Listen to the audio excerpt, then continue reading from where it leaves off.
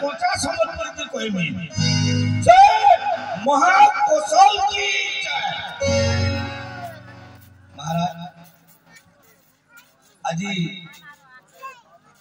फुलमुठी कंस दरबार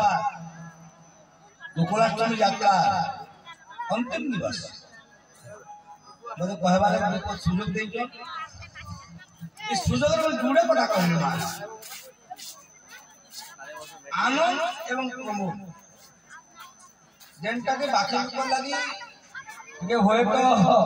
कष्ट लगी पारे किंतु आनंद और प्रमोद ए जगार सस्ता होचे आनंद आनंद कुमार होता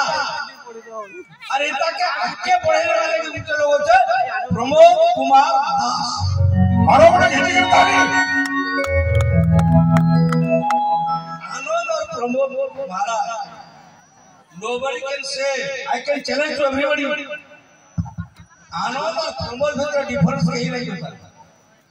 लगे पर जनता गोपाल दास और गोपाल पड़ा दोनों का डिफरेंस कहीं नहीं कोई पारो खाली मिलू को है बात काहे लगी महाराज मतलब सुयोग मिली छे महाराज आपण भी जान छो मु जने कलाकार आपण को कला रे विमुग्ध जो केते केते जुक्त हो जाय से गोपाल दास जनता गुटे कलाकार गोपाल पंडा गुटे कलाकार और आज जगह रे एक्चुअल को समागम काले बरे